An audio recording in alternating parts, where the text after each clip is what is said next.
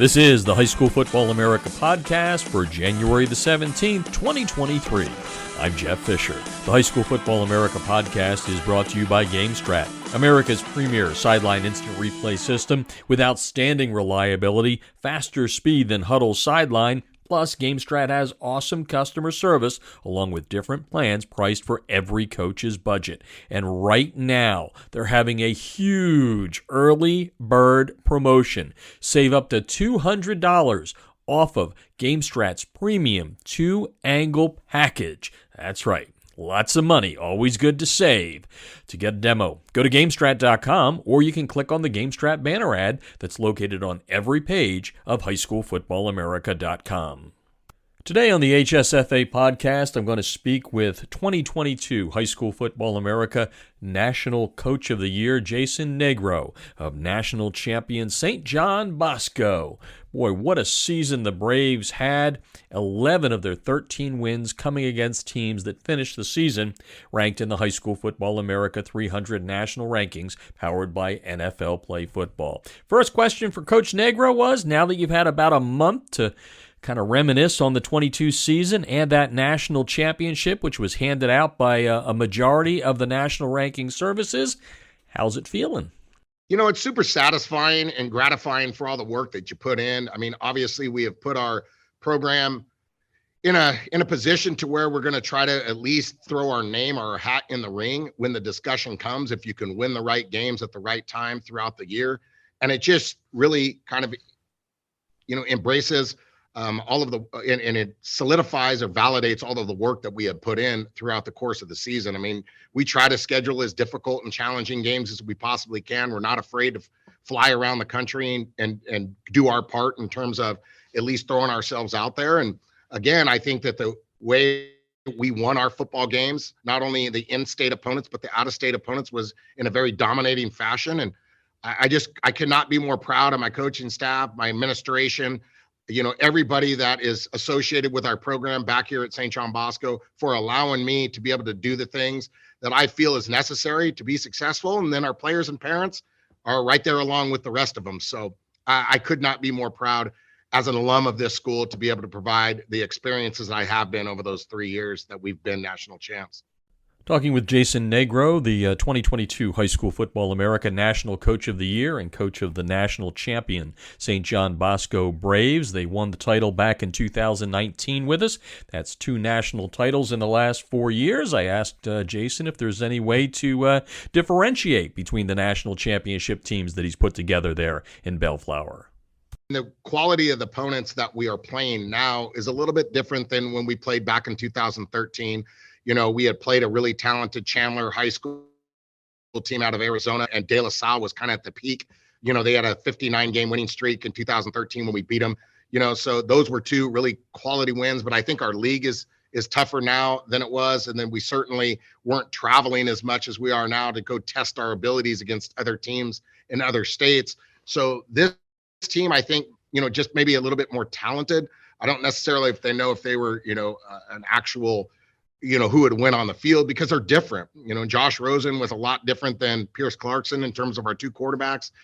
Defensively, we're a much different team than we were back in 2013. We've evolved over the years and had to play a different brand of football. Obviously, the game has changed even in that amount of time. So, gosh, I don't know which is the best team, but this team, like you said, was very special. We're very blessed. I mean, we would not have an opportunity to do this unless we were in this league and closely associated with Modern Day. I mean, I guarantee you right now, Coach Browner over at, Bishop Gorman, he's probably the one that deserves to be the most, frustrated or upset, because he played, Modern Day the first time in a tighter ball game than we did, but he didn't get the chance to play him again. And he probably thinks, man, if I get to play those guys again, I could beat them, which he might have been able to do, but however, because we're in the situation where we get the chance to potentially play them twice, it gives us a little bit of an advantage.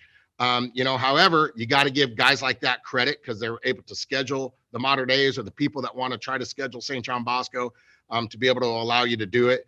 But, at the end of the day, just knowing that I'm in a situation to where we could potentially, beat mythical national champions because of the schedule which we put together and the games that we're able to win and the fashion in which we win them is very rewarding. And that's what I'm excited about. And as I start to plan our 2023 schedule, these are the things that come to mind and what I think I need to do to continue to move this program in that direction. Speaking of 2023, I asked Jason how difficult it is to find 5 non-league opponents.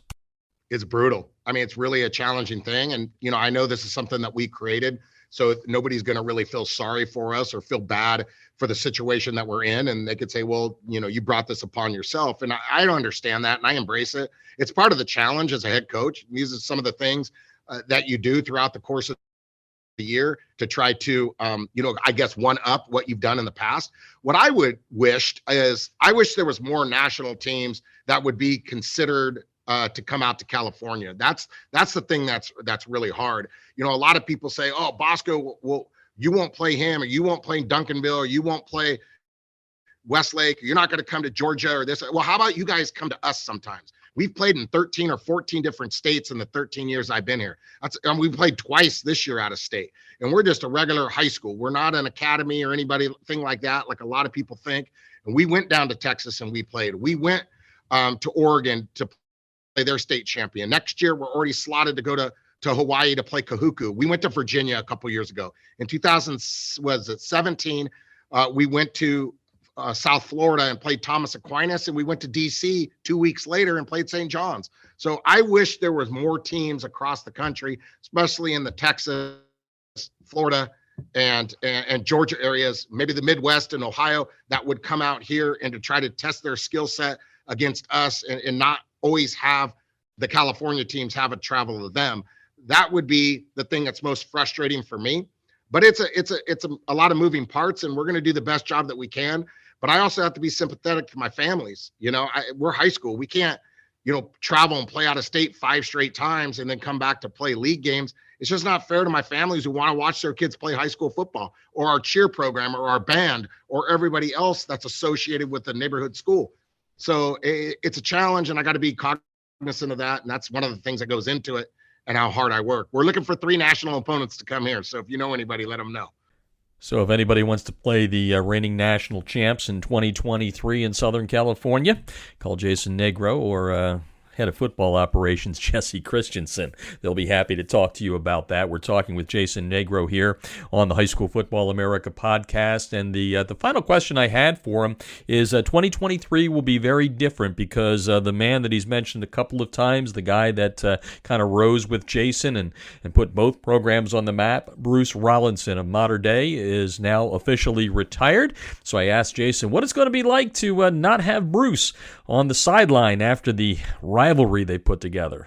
Bruce Rollinson made me a better football coach, and he made our program here at St. John Bosco a better program, just based on the fact that we had to get to the level at which they were in order to be in the same conversation with them. And then once we felt and were able to compete with them and win some games against them, and I think there was a stretch there through 2011 through 2015 or something, we had beat them 6 straight times. Now all of a sudden people were considering us equals, and then we would raise the bar, and then Bruce would raise it a little higher, and then we raised it, and that's what the really competitive people do. I think you're seeing it right now in college football. Nick Saban and what he was able to do, and Dabo Swinney started to raise that bar, and then here comes Kirby Smart raising it even higher. So who's going to be that next guy that's going to step up and to try to continue to compete? And I think you need, and I used to talk about Bruce being a running mate. He was a guy that was like, hey, come with me. Let's go play these national teams. Let's go do that. Because I knew if Mater Dei goes and beats St. Francis, or they go and beat Duncanville, and we were able to beat them, it makes us and elevates our profile just a little bit higher. And that's what I told him, and he told me. So if people want to know why we did it, it was for that reason, is we want to show the country that we play some of the best football here in Southern California, and we happen to be in the same league, trying to attract the same players. I mean, it's crazy, how talented these 2 football teams are. But I needed him, and he needed me, and I'm never going to forget that. And my career is always going to be linked and defined on the relationship that we had with Bruce. And I wish him obviously the best of luck. And that was Jason Negro, head coach of St. John Bosco, the 2022 High School Football America National Champs, which lands him the High School Football America National Football Coach of the Year. And that's the High School Football America podcast, brought to you by NFL Play Football. Hey coaches, don't forget to check out playfootball.nfl.com for some great resources to help you improve in the coaching profession. I'm Jeff Fisher, and you've been listening to the High School Football America podcast.